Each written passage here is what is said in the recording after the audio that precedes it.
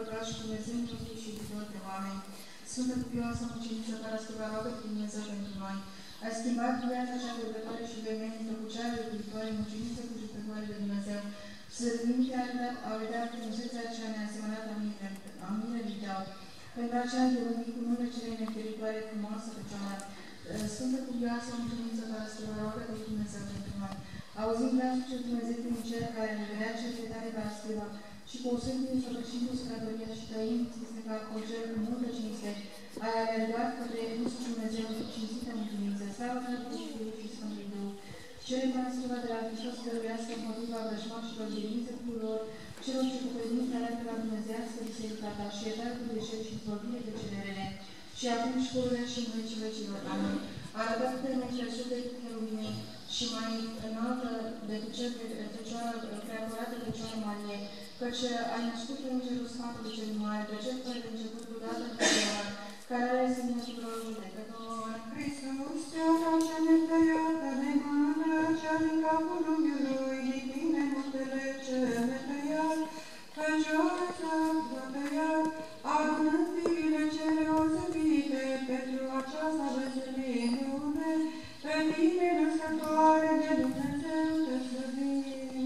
Te fericit cu adevărat, născătoare de Dumnezeu, cea pururea fericită și prea nevinovată, și Maica Dumnezeului nostru, ceea ce ești mai cinstită decât cherubinii și mai slăvită, fără de asemănare decât serafimii, care fără stricăciune pe Dumnezeu cuvântul ai născut, pe tine cea cu adevărat, născătoare de Dumnezeu te mărim.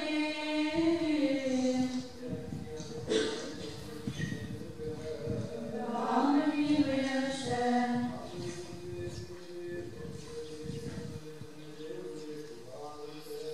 Doamne miluiește!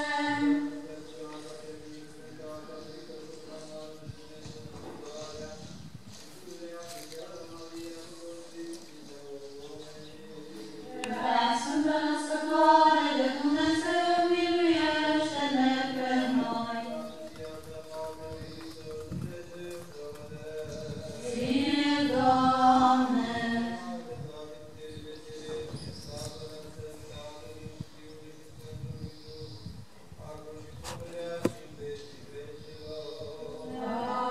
Amin.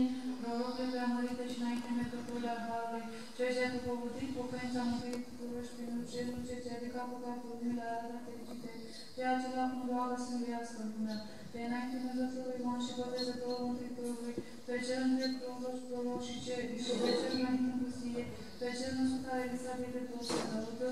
Slavă Tatălui și Fiului și Sfântului Duh, întărindu-te frumoasă Fecioară, căptucea Domnului tău, ai risipit seminția tiranilor și vitejește chinuindu-te mucenița, ai primit la Hristos darul de biruință de la înțeleaptă care a schirit prea minunată, roagă-te pentru noi, care cu dragoste te cinstim și acum și pururea și în vecii vecilor. Amin. Marie prea curată, vederii să dea orice a ce ai fost în încăperea Dumnezeii cele neîncăpute, pentru care Tatăl la binevoie și Fiul s-a săvârșuit, și Duhul cel prea Sfânt